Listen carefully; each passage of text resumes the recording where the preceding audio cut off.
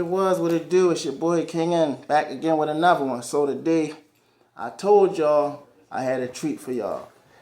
I don't know if y'all watched the video I posted earlier, but I had my brother come on. Well, he wasn't on the show, but I talked to him. We was out and about in the field, and he gave a little, kind of like a piece of his story, but he ain't really tell y'all nothing for real. Like, he ain't get really to the nitty gritty like we about to right now. So, without further ado, I'm calling him on. Come on, brother. How you doing, bro? What's going on, man? My man, good to see you, home. Good to see you, man. Yes, sir. I've been trying to do this for a minute with you, bro. Since I got in this house with you. Right. I ain't gonna lie, man. Right. Yeah. You feel me? Tell the people your name, man. Man. My name is Jrock, man. My real name is James Yates. I go by AKA Jrock. Alright, so what's bringing you on the show today, Jrock?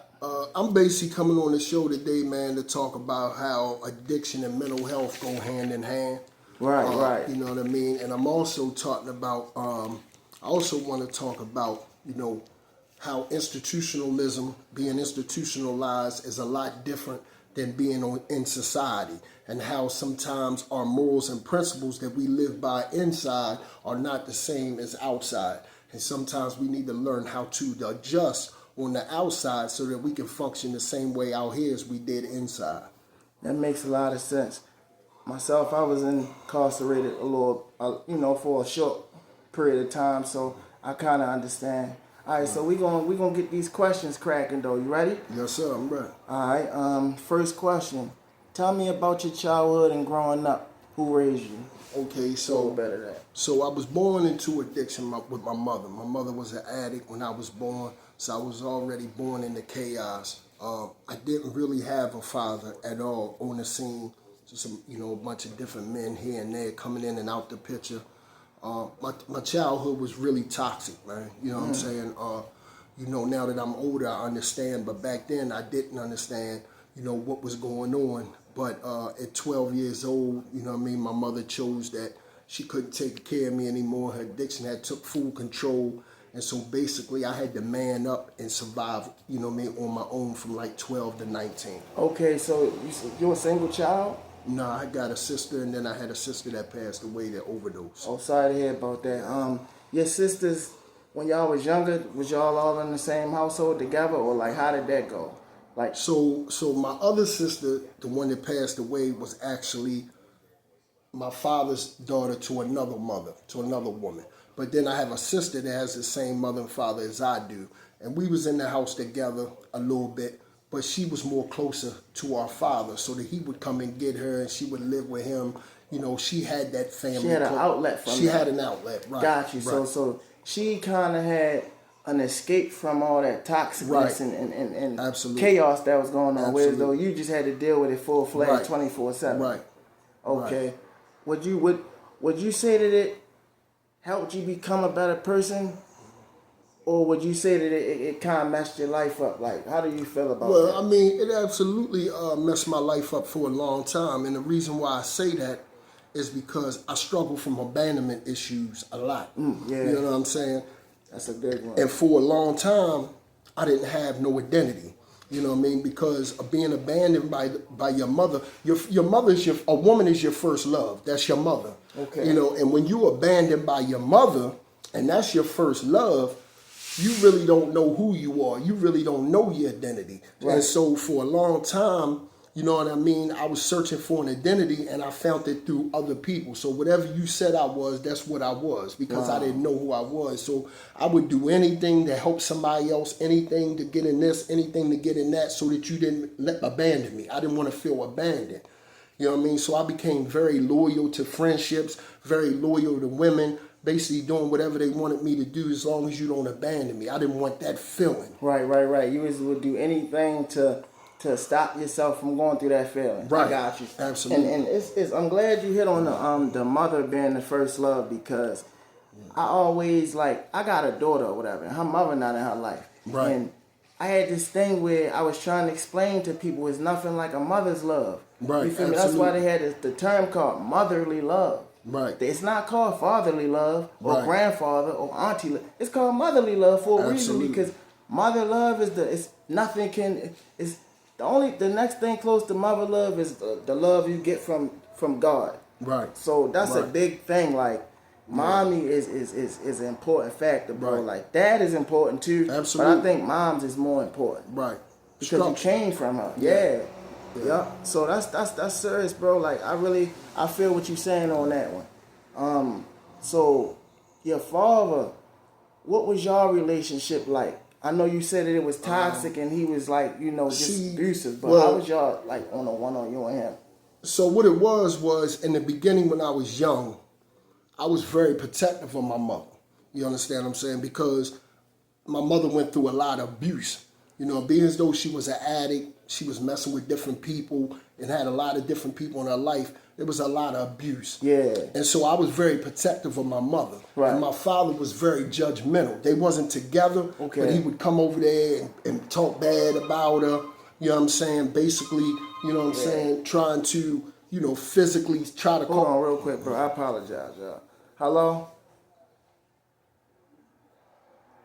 Hello?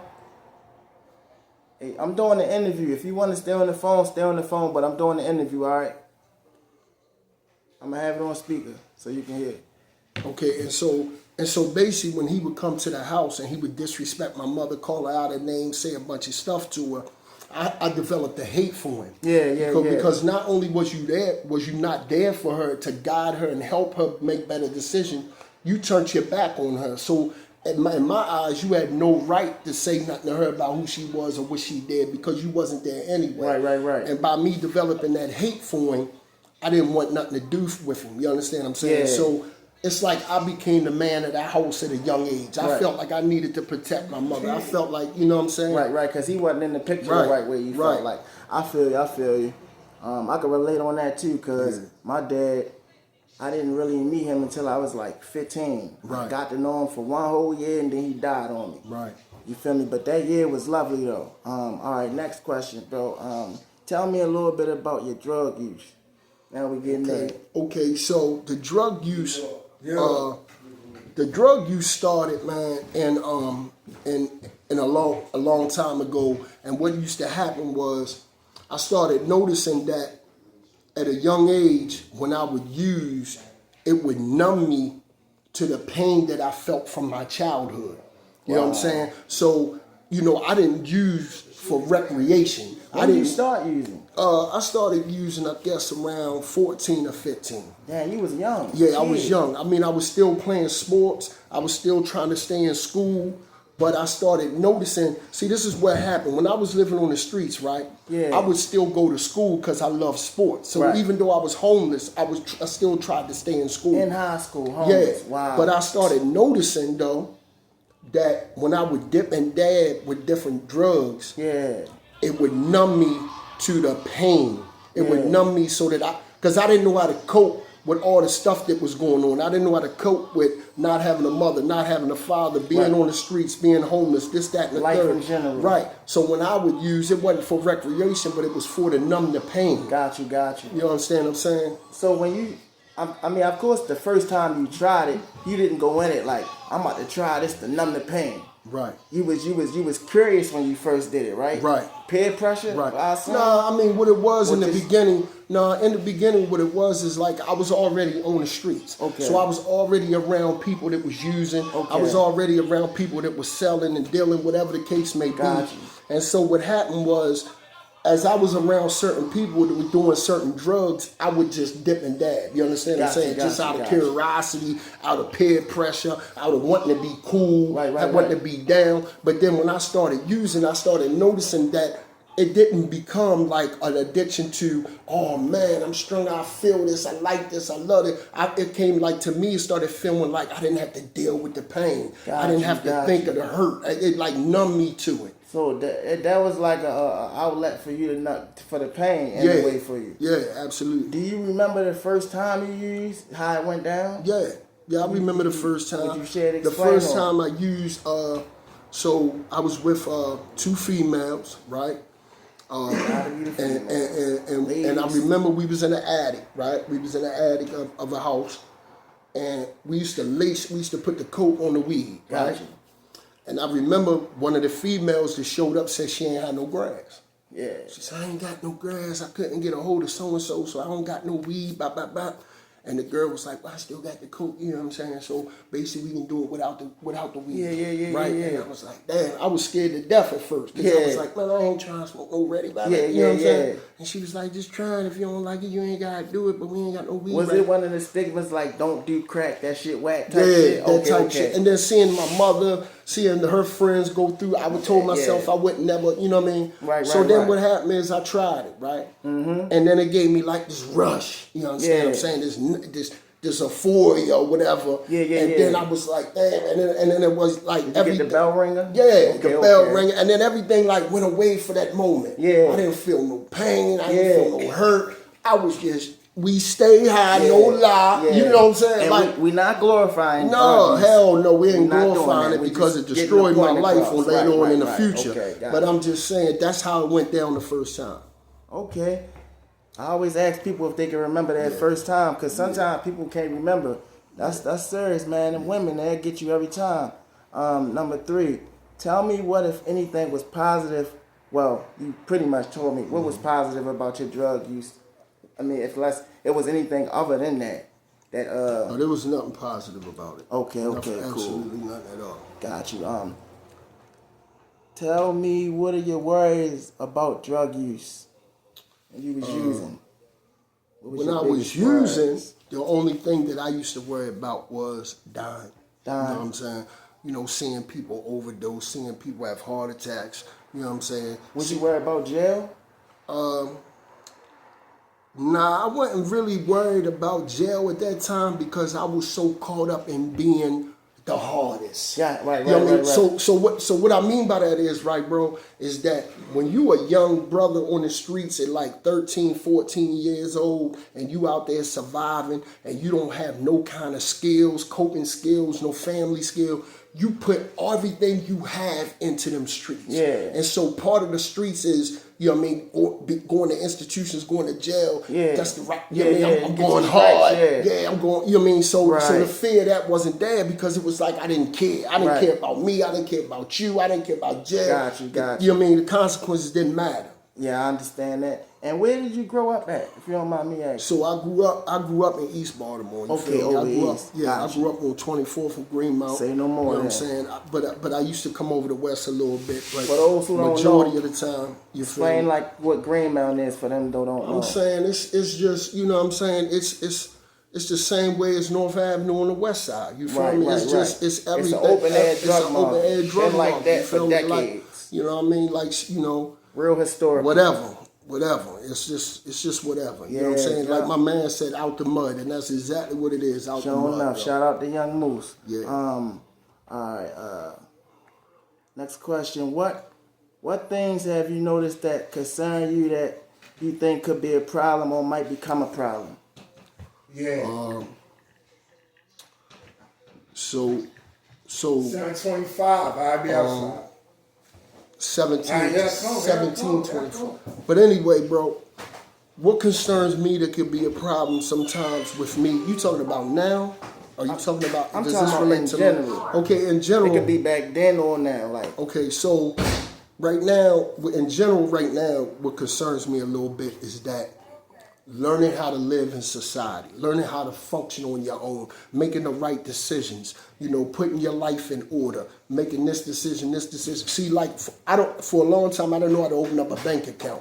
I didn't know how to fill out paperwork for an apartment. You know, so many things that I didn't know how to do because I was very codependent of my wife. Mm-hmm. I was very codependent of my counselors and friends and whatever. Yeah. I depended upon them to take care. I'll be loyal to you, right? Yeah. And I'll protect you and I'll do everything you want me to do, but I need you to make sure that you take care of my other things in life that I didn't know how to do. Right. What concerns me is now that I'm on my own, there's no wife now, there's no family, there's no nothing, is that learning how to live, learning how to make decisions on my own, learning how to have a bank account, learning how to fill paperwork out, learning how to schedule doctor's appointments, all these different types of things. You was never taught that, right? No, I was never taught that. Right. So that concerns me a little bit because it's like I'm so spontaneous. Everything is just spontaneous. But I'm learning in order to make it in society, you gotta learn how to think. Yeah, you can't be spontaneous. Yeah, you gotta learn how to think. You gotta make better decisions. You gotta learn how to think without acting. You can't just act. You gotta think sometimes before you move on situations. Yeah, because one split second could change the rest of your whole life. Yeah. I mean, you've been in the system. I'm pretty sure you like met they guys. say, a 2-minute bad decision can cause a lifetime of misery, man. Wow, that's It only takes 2 minutes to make a bad decision to cause you a lifetime of misery, man. Yeah, you hear that, Pumpkin? Yeah, keep listening. It's real serious, real deep. Number 7, what have other people told you about your drug use? Other people have told me, man, that Good or bad? well, both. The bad is that you have so much potential. Yeah. You have so much potential, man. You can do so many different things with your life, man, if you could just stop allowing them drugs to drive you. Stop allowing them drugs to take control of you. Stop allowing them drugs to be your go-to when you deal with stuff in life. Like, you know, that's what people told me. You know what I mean? But you know, the positive things though that people have told me is that, you know what I mean, if you ever figure this thing out and get this thing together, you can really help a lot of people that have been through the struggle or going through the struggle. Right. Because you understand and you have a demeanor about you that attracts people to you when you're doing the right thing. And I can see where they say that at, bro. Like, I didn't say it, but my first impression when I got in the house with you, Right. I felt this, it was a good thing. Like, I couldn't explain it, but Right. it's definitely a trait that somebody who's going to work with other people needs to have. Well, also, you got to like understand, too, though, bro, is the reason why I am the way I am towards people that have been through a lot and have gone through a lot or going through it now, the reason why I'm very encouraging and understanding is because I know what we went through. I know how it is out there. I know how dark it is. You know, I know how it is to be out there and not know where your next meal coming from. I know how to be out there and not know where you're going to lay your head. I know how it is out there with no mother, no father, you know, nothing, completely nothing. I know how it feels to sleep on a bench at 14 and get up and go to school the next day and people like, damn, you got the same shit on you had on the other day. You know, I know how all that feels. Yeah. And when you know how that feels, you don't look down on people that go through what you go through. They humble you more. Try to encourage, because I remember when people would ride by me and I just hope they would stop. Just stop and say hello. Just stop and give me $1. Just stop and give me a sandwich. Just stop and say you care. That would have made so much of a difference. So the reason why I do it to other people is because I know that means something to them. Right. You know what I'm saying? That's all it is, man. Right. It's kind of a little sad that we got to go through that type of trials to get to that point where we so humble, because it's almost being grateful all the time. You're just super grateful now. Super grateful. You done been through the mud and made it out of it. So you're so grateful. And still alive at 52. Still alive, bro. You know what I mean? You look good, man. Yeah. Got a little gray right there, but that's all right. That's you good. Yeah, right. What do you think other people... Wait, did I ask you that? What do you think other people are worried about? And no, I didn't. What do you think other people are worried about in regarding to your drug use? A lot of people are just worried that I would just going back to being a savage. You know, like there's a lot of people that know that when Jrock uses, Jrock don't care. Like living animalistic or just being on some Debo type shit? Animalistic. Okay. You know what I'm saying? Because I never was on no Debo shit. Right? I never had to live that type of way. Gotcha. Because nowadays, that'll get you killed. These young boys out here ain't playing that, pushing up on nobody, taking nothing. Ain't nobody letting you take nothing from them. So just animalistic is what I mean. That's just, you know, like, don't love myself, don't care about myself. How can you care about anybody else if you don't love you? How can you care about anybody else when you don't care about the consequences? When you get to a point where you don't love yourself and you don't care about the consequences and you don't care about dying, there's nothing, no more to live for. There's nothing else. There's no morals, there's no principles, there's no values, no nothing. Life is over. You done gave up. And so that's what people worry about with me. It's like, I would hate to see him go back and give up because he would die. He would die because when he goes out like that, he doesn't care about nothing. Right. All right. Yeah. Now I'm glad that we where we at, because since I done asked you the questions I asked you, this next one I can't really decipher which one you are. Usually I can, but also this will give the viewers a little bit of a kind of description of the type of person Jrock is. Would you say your cup is half full or half empty, and why? Okay, I would say my cup is half full at this time. Okay. And the reason why I say my cup is half full because a man creates his own conditions. And what I mean by that is whatever I choose to do from this point on is totally up to me. Yeah. You know, there comes a point in time where you got to get rid of excuses. Yeah. You got to get rid of blaming. Yeah. You got to take all that out the way because, you know, people get tired of hearing that. And plus society don't stop. You know, there comes a point when you either got to man up and make better decisions and think about your future, right, or you don't. But you can't keep telling people, oh, I do it because of this, or this happened because of this, or my childhood, or this, or that. There comes a time when you got to want better for yourself. When you got to start loving yourself, start telling yourself you want something different, and start going out there and acting on it and doing it. So I feel like my cup is half full because as long as I continue to think right, continue to move right, then I can still do anything I want to do. Bro, that's a winning mindset, bro. And that question, though, determine a lot about a person. Because if you're saying your cup is half empty, it's basically like saying you will never be your fullest potential no more because shit is gone. Right. But when you on a half full tip, that means you still shooting for the sky. You still feel like it's not too late. Right. And that's what's up, bro. You're in a good headspace on that note. Next question. What makes you think that you may need to make a change in or about your drug use?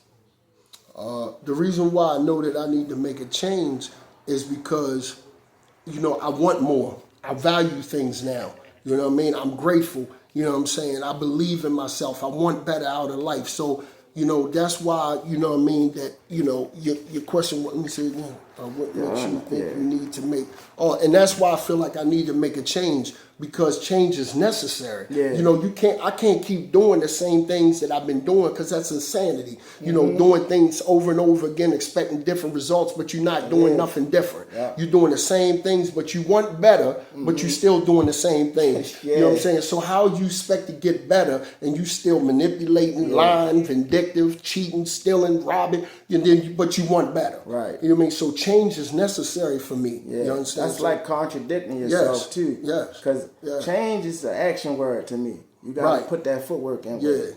All right. Tell me what concerns you about your drug use, and tell me what it has cost you. I mean, what concerns me about it sometimes is my health. You know, I got asthma. You understand what I'm saying? Gotcha. You know what I mean? You know, blood pressure sometimes is high. You know, when you out there using, the drugs numb you, and you don't really know the health problems you create until you stop and get old. Right. So that concerns me a little bit with my health. You know what I'm saying? Right, you got wear and tear. Yeah, that's the biggest thing. And the second part of the question is what? What has it cost you?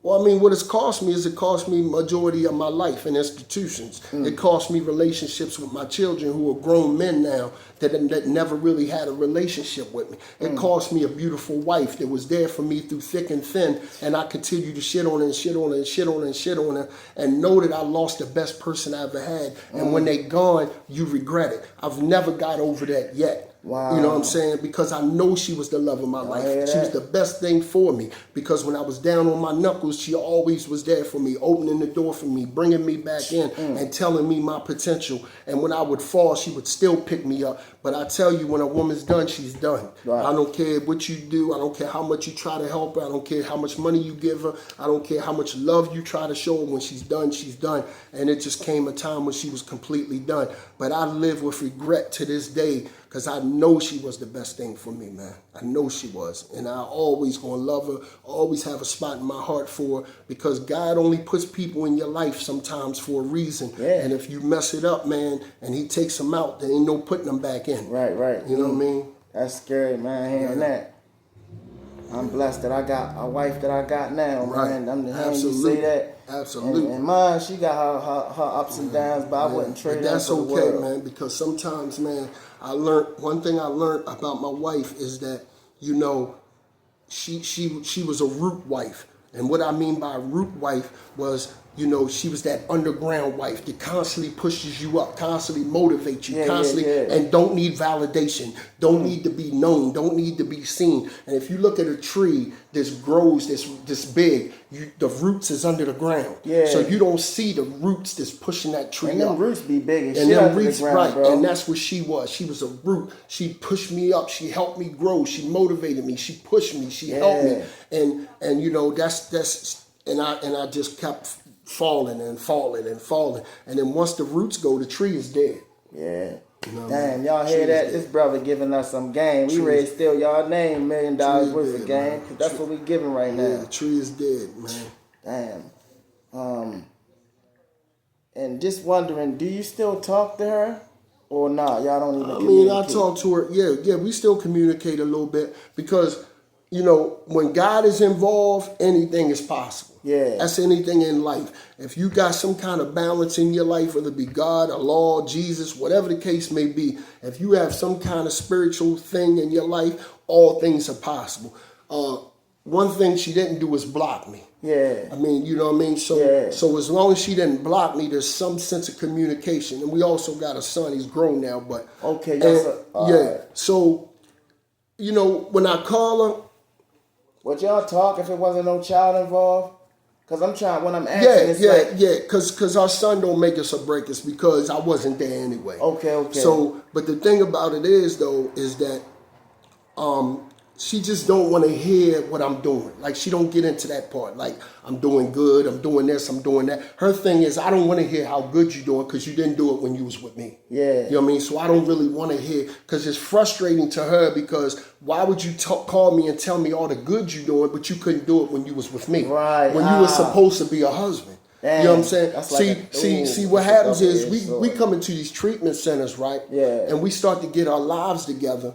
Right, and then we start to go back to the people we hurt and tell them, "Oh, I'm living good now. I got it together. I fixed this. I fixed that." But then the thing about it is why didn't you man up and be a husband? Why didn't you step up to your vows? Why didn't you be a father to your child? Why didn't you do them things you were supposed to do? Okay, you got it together. You fixed this. You fixed that. But you were supposed to do that while you was here. Yeah. So why would I validate you for getting yourself together when you were supposed to take care of your responsibilities here?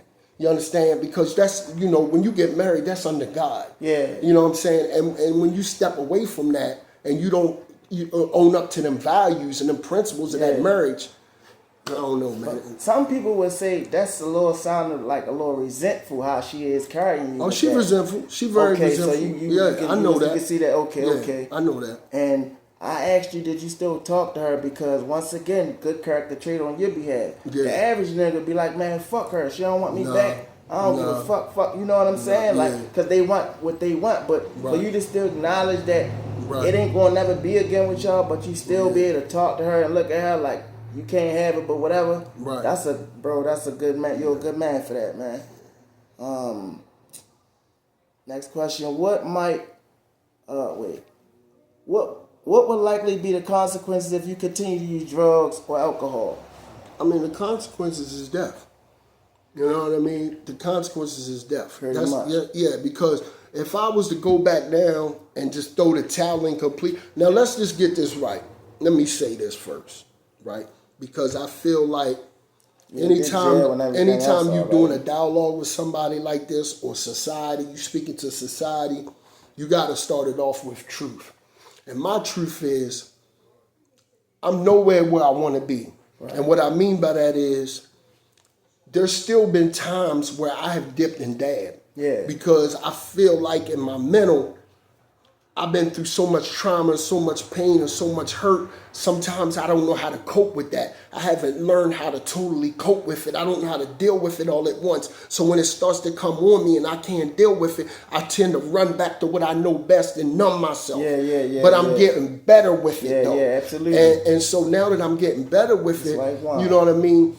I know what would come with it now would be death to go backwards. Because I would get to a point where I would say, I'm not going back to treatment. I done did that. It didn't work. So now I'm going all out until I die because there's no use for me to go. You can see you doing that? Yeah, absolutely. After so many chances and then you don't get it right, I can see me just giving up and going dick hard in the streets. I kind of see what you're saying, though, bro, because I ain't even going to lie. I was thinking about that the other day, not saying I would do that, but they said my insurance rate run out. And a quick thought just came across my mind, like say my insurance cut off and I couldn't get into a program, that would make me say fuck life and just do whatever. But I know that ain't happening, but it's just funny that you said what you said. All right, I think you pretty much said it, but it's another question. What might be the negative consequences? No, I didn't ask this one. What might be the negative consequences of giving up drugs? I don't see no negative consequences to giving up drugs. Okay, cool. I don't see no some believe it or not, bro, some people, when I get to that question, they'd be like, well, the negative thing is I'm not going to get the that numbing feeling no more. Yeah, no, I don't see no consequences of giving up drugs at all. That's what's up, bro. Yeah. You really want to do this shit, man. All right. It's part 2 of this first set of questions. First one, what is your goal? What is a goal you want to accomplish within the next year? A goal that I would like to accomplish within the next year would be to get a job. Okay. To get some structure in my life. To start to get an income so that I can start to develop some skills on my own. Start paying, maybe getting an apartment, maybe getting a car. Yeah. You know what I'm saying? Open up a bank account, paying bills. Right, and see what it feels like to really live on my own and as a responsible person. Like other people in society do. I want to be a part of that. Right.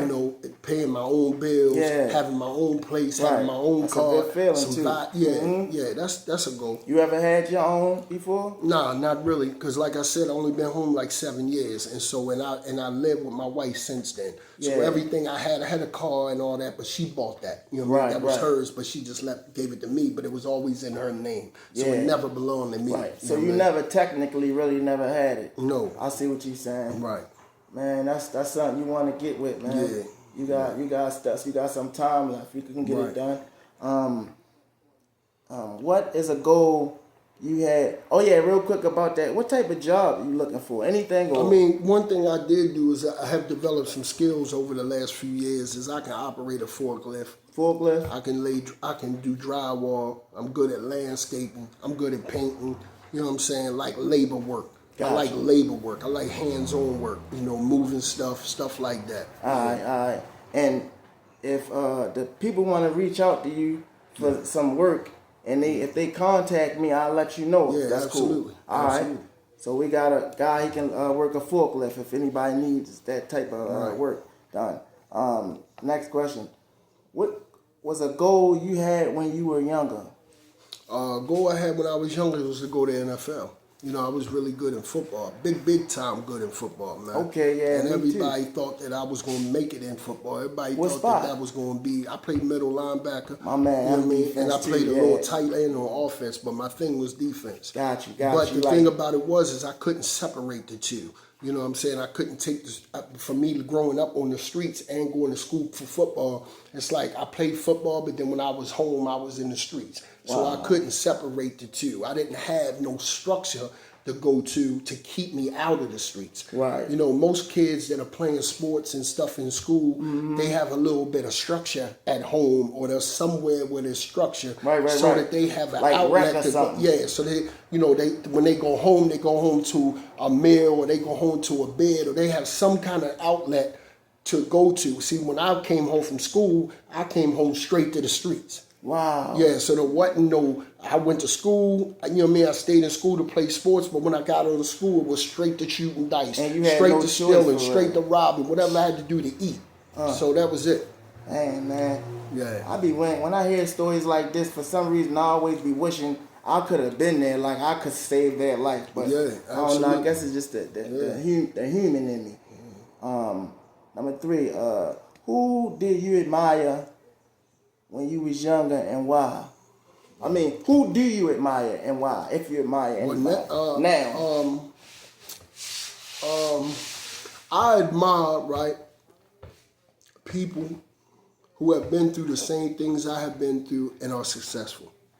I admire them. I admire like people that have gotten clean and have gotten their own businesses and gotten their lives together and went back into the community and helped people. I admire them because I know how hard it is to get out of these streets. Yeah. I know how hard it is to get out of this addiction. Yeah. I know how hard it is to get out of these institutions. And for them to have the ability to adjust to society and get themselves together and develop an income and help others, I admire people like that. Yeah, like the guy that played Iron Man. He was a bona fide alcoholic at one point. Yeah. He got his shit together now. He fucking rich as shit. Right. Tyler Perry was homeless, sleeping in his car, bro. Absolutely. Like them type of people.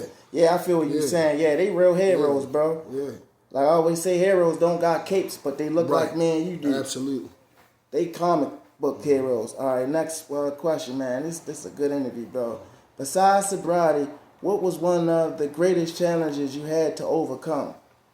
One of the greatest challenges I had to overcome, Told you I got some good questions. one of the challenges I had, one of the biggest challenges I had to overcome was being shot. You got shot? Yeah, I was shot. I got shot in my head, and in my body as well. Oh, and my goodness, I remember bro. sitting there, and I remember telling my sister that I was getting ready to die. And the reason why I said that was because I kept seeing my life. I kept seeing my childhood. I kept seeing my kids. I kept seeing my family. I kept seeing little things like that. What, like prior to getting shot, or like right before this shit happened? After. Oh, after. Yeah. And so, she kept telling me at the hospital, "No, you're going to live, you're going to live." But see, here go the thing. When God got his hands on you, Nothing. it don't matter how close to death you think you are, you nowhere near death. So sometimes when we go through crucial situations in Say life, that again one more time, like bro. no matter how near death you think you are, if God's hands is on you, you're nowhere near death. Because God knows God's gonna keep you alive regardless. So no matter what you go through in life, if you think it to yourself, I'm getting ready to die, I'm getting ready to die. If God's hands is on you, you're nowhere near death. Because look at me sitting here today. God already knew I would be sitting here today. So in all actuality, I was nowhere near death. So the whole time I'm sitting there telling me I'm getting ready to die, I'm not gonna make it, you ain't nowhere near death. Now at that time you don't know it, but God knows it. So you mean after you got hit and was bleeding, you thought you was ready to die? Yeah, because I just kept seeing my family, shit was flashing in my, you know what I'm saying? So, but the whole time I wasn't nowhere near death. Oh man, that's crazy. And I mean, if you would like to share one day, I want to hear how that story went. Cause that's crazy, man. I call them war stories. Yeah. Next question. What does your ideal life look like? My ideal life looks like. And this will get him a straight glimpse of Jrock. Just going to institutions, going to treatment centers, going to talk to young adults, going to talk to children, and just basically telling them, different decisions to make, different outlets, different things to think about, to help them make better decisions. To show them that, drugs is not the answer, gangs is not the answers, the streets is not the answers. I understand how difficult society is. I understand social media. I understand, they got all these liquor stores in the black communities, and they put us in these communities and they don't give us no outlets, but they give us guns and drugs and then expect us to survive, and we use all that to destroy each other. I understand that part. But we got to be smarter, and we got to learn different ways to get ourselves out of these situations. And that means that the people that have the answers, or the people that have been through it and made it out, have to go back and help the ones that's still stuck in the mud. You know what I'm saying? Yeah. So an ideal life for me just looks like, staying clean, developing a business. You know what I'm saying? Getting some things in order, getting my priorities together, and then going back and showing other people that I'm hope. I'm hope. Hope. Yeah, you living proof. Yeah. Yeah, that's what's up, bro. You ain't say nothing like $1 million or something crazy. No. You just wanted something that can I leave want to a help mark on other this people earth. because that's what I didn't have. Nobody was there for me when I was going through my struggles. So I would like to be there for other people. Right. I could dig it, bro. Yeah. All right, now in this section of the questions is morely going to focus on your mental health right here. All right, tell me about your mental health. What's your diagnosis and how it caused you to behave on bad days? Yeah, Right? we Can can. you still read? You can just pick it up where it's at, right? I could pause it. All All right. right. Yeah. Y'all, we're going to take a brief break real quick. Yeah. And we be back with y'all and give us about 5-10 minutes. Yeah. Don't go nowhere. All right, we back. That wasn't even 5 minutes. So we rerouted the interview, and we gonna do a part 2 to this. But right now we gonna finish it up because we got some other things to do, and this brother got some stuff he gotta take care of. So last question: do you like the president? Yes and no. What I do like about the president is that he has pardoned some people that I like, some people that I deal with, and some minorities. Whatever reason why he did it, he did it. And anytime you got minorities that are oppressed people that are oppressed for being celebrities, for being rich, for having God's favor on them. You know, a lot of people that have God's favor on them are hated because of the status they have. You know what I mean? And so anytime you have African Americans that are pardoned, I'm grateful for that. So I like him for that part. And I also like the fact that he stands up for certain things, that he don't mind speaking his mind. He don't mind, and he don't mind challenging, Americans to do something different. Yeah. And he also, don't mind, giving us opportunities to work and do things better in our life without other countries coming over here and doing the same jobs for cheaper because we don't want to work. It's time for us to step up and start taking these jobs back, start taking life more serious, start working harder, and then stop complaining about other countries taking our jobs when we don't want to work. If you step up and start learning a skill, start pushing yourself to work, and start getting some skills and knowledge and wisdom about what you're doing and take pride in it, you won't have to complain about somebody else doing it. So that part now what I don't like about it is that, some of the things that he said, about different races. Some of the things he's condoned, certain behaviors. Some of that stuff they be lying. Yeah, but I really don't have a reason to really dislike him. Yeah, you know what I mean? Right. I just don't. You know what I'm saying?